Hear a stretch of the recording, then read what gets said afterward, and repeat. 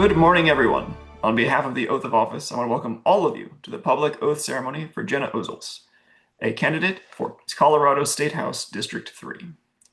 This is not a campaign event. It is something deeper. It is a statement of values made before the people this candidate seeks to serve. We're joined by members of Gena's advisory team, constituents, and supporters, as well as representatives of the Oath of Office. This ceremony will be recorded as a matter of public record. Before we begin, let's briefly reflect on the creed itself. The politician's creed is one part of a two-part system that's designed to bring balance back to what elected officials are supposed to do. A politician has two basic duties. First, to represent the people who elect them, their constituents, and second, to work with other lawmakers for the good of the broader public. In both of these roles, they should be accountable to the people. But over time, that second duty, the collaboration side, has taken over for all accountability. It's now driven by special interests, party politics, and lobbyists, and has become so powerful that it's pushed out the accountability that lawmakers owe to their own voters. This system, that includes the politician's creed, is meant to help fix that.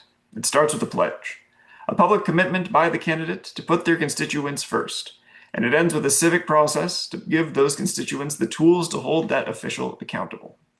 It's a way to make sure the people's voice matters more than outside influence, and it's a step towards restoring trust in the people we send to represent us. The politician's creed is a public commitment to a foundation of 7 guiding principles. A fundamental foundation of rights and security. The politician is a public servant, hired by the people to do a job. Alignment with their constituents, honesty, integrity, and transparency, protecting the vulnerable, engagement with their constituents, and accountability to those constituents. Each principle is stated as an article of the politician's creed to act as a safeguard for democratic representation. It is nonpartisan, non-negotiable, and enforceable by the people. Every candidate certified under the politician's creed swears to uphold each of these articles, not just during their campaign, but throughout their service. If ever broken, the people have the right and the means to hold them accountable.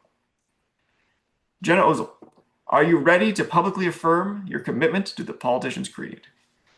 I'm ready, Spencer.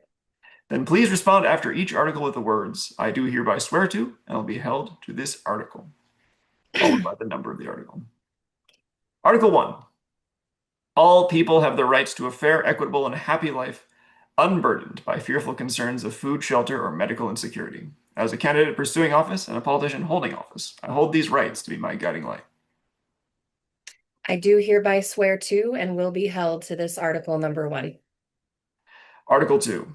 I am a public servant, first and foremost, here to protect and serve the rights of my constituents and hold myself accountable unto them. I do hereby swear to and will be held to this article 2. Article 3. I shall do my best to remain informed of the needs of my constituents and in turn align my priorities and goals in office to address those needs. I do hereby swear to and will be held to this article 3. Article 4. I will perform my roles in office with honesty, integrity, and transparency, knowing that doing so will add the greatest value for my community over my term in office. I do hereby held article 4. Article 5.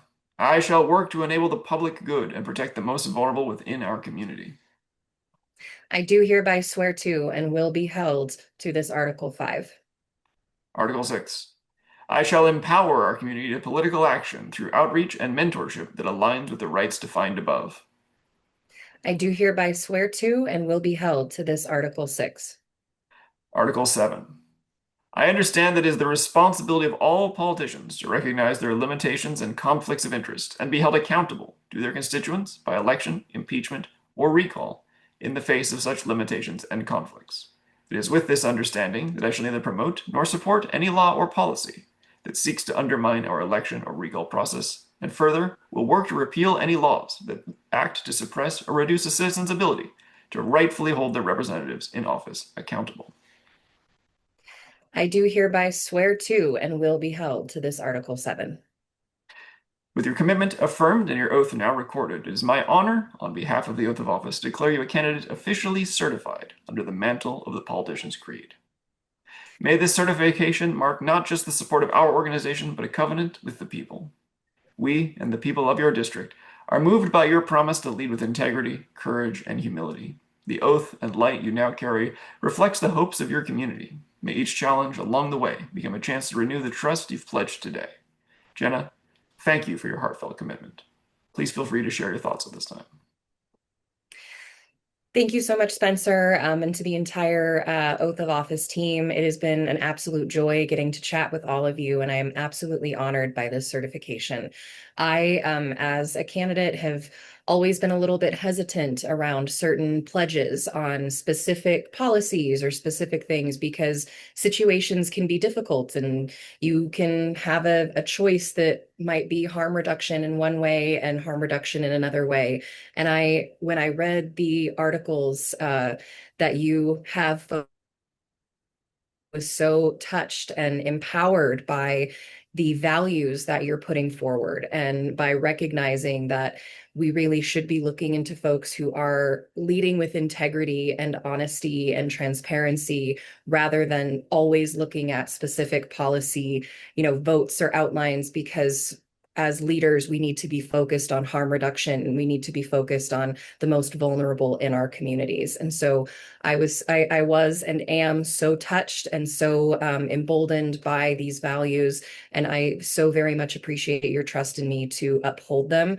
I don't plan on taking a lot of things like this because, again, sometimes those specifics get into it. But your values, the way that you are leading, it is an absolute honor to work with you all, and I really hope to not only represent my constituents very well, but every single one of these articles and your trust as well.